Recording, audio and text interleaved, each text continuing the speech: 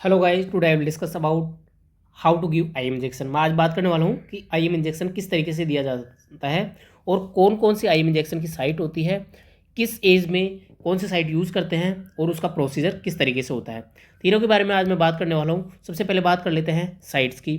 Sites जो रहती है वो तीन साइट रहती है, वेस्टस, लेटरलिस, दूसरा डेल्टोइड और तीसरा वेंट्रोग्लूटियल मसल्स होती है। ठीक है, जो फर्स्ट जो मसल्स होती है वेस्टस लेटरलिस मसल्स होती है वो इन्फेंट्स में यूज़ की जाती है। दूसरा डेल्टोइड जो अपर आर्म में होती है वो मसल्स वो ओल्डर चिल्ड्रन एंड अडल्ट्स में यूज़ की जाती है। और तीसरी जो मसल्स रहती है वेंट्रोग्लूटियल मसल्स वो अडल्ट और ओल्डर चिल्ड्रन में यूज़ की जाती है। मैं आपको इनकी इमेज भी बताऊंगा और प्रोसीजर भी बताऊंगा। सबसे पहले अपन साइट की बात कर रहे हैं।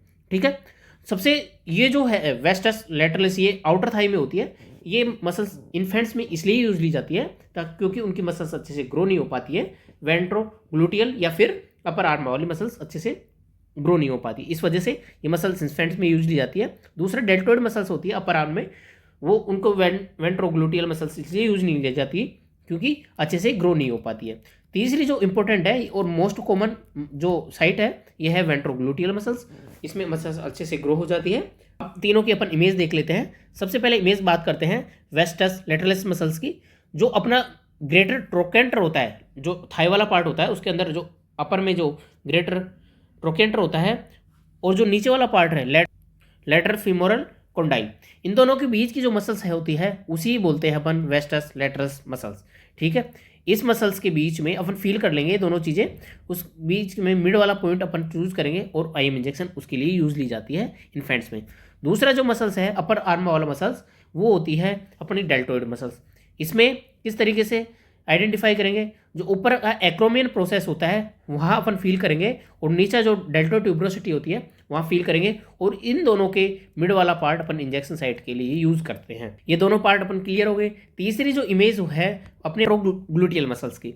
ठीक है, इसके अंदर क्या होता है कि अपन बटक्स जो रहता है अपना बटक्स, कोई सा भी बटक्स, राइट बटक्स या लेफ्ट बटक्स, इसके अंदर 4 पार्ट अपन में डिवाइड करते हैं, क्वाड्रेंट बनाते हैं और उसका अपर आउटर क्वाड्रेंट में अपन इंजेक्शन साइट के लिए यूज़ करते हैं। उसका एक स्पेसिफिक रीज़न होता है क्योंकि अगर अदर्स पार्ट्स में अपन इंजेक्शन लगा देंगे तो सियाटिक नर्व इंजरी होने के चांसेस मोस्ट होते हैं, बहुत ज़्यादा सियाटिक इंजरी होने के चांसेस होते हैं। इसलिए इस वाले पार्ट में सियाटिक इंजरी ना के बराबर चांस है क्योंकि यहाँ पर सियाटिक नर्व नहीं गुजरती है। ठीक है, इस वाले पार्ट में यहाँ सियाटिक नर्व इंजरी हो सकती है, इस वाले पार्ट में यहाँ हो सकती है और इस वाले पार्ट में यहाँ हो सकती है। अगर सियाटिक नर्व इंजरी हो जाती है तो क्या होता है, अपने लोअर पार्ट पूरा पैरालिसिस होने के चांसेस होते हैं। इसलिए अपने ये सेफेस्ट पार्ट होता है, इसलिए अपन यहाँ पर ये वाला अपर आउटर क्वाड्रेंट यूज़ करते हैं। जैसे मान लो डाइक्लोफेनिक इंजेक्शन देना है तो डाइक्लोफेनिक इंजेक्शन देने के लिए सबसे पहले इंजेक्शन है 2 ml सिरिंज में लोड करेंगे। उसके बाद क्या करेंगे अपन, एक स्टाइल स्वाब से क्या करेंगे, स्प्लिट वाले स्वाब से क्या करेंगे, इनर टू आउटर क्या करेंगे, क्लीनिंग करेंगे। इनर टू आउटर क्लीनिंग करने के बाद में साइट सिलेक्शन करेंगे, क्वाड्रेंट बनाएंगे, उस मिड वाला पॉइंट चूज करेंगे। मिड वाले पॉइंट में क्या करेंगे अपन, इंजेक्शन 90 डिग्री पे इंजेक्शन देना है। कितने डिग्री, 90 डिग्री इंजेक्शन देने के लिए 90 डिग्री सिरिंज रखनी है और पुल बैक करके देखना है बबल्स आ रहे हैं या नहीं। ठीक है, बबल्स आने चाहिए। यदि किसी भी प्रकार का ब्लड कंटेंट आ रहा है तो वापस इस सिरिंज को निकालेंगे और डिस्कार्ड कर देंगे। ब्लड कंटेंट का मीन्स है ये कि वेन पंक्चर हुई है या किसी भी तरीके से नर्व इंजरी हो चुकी है।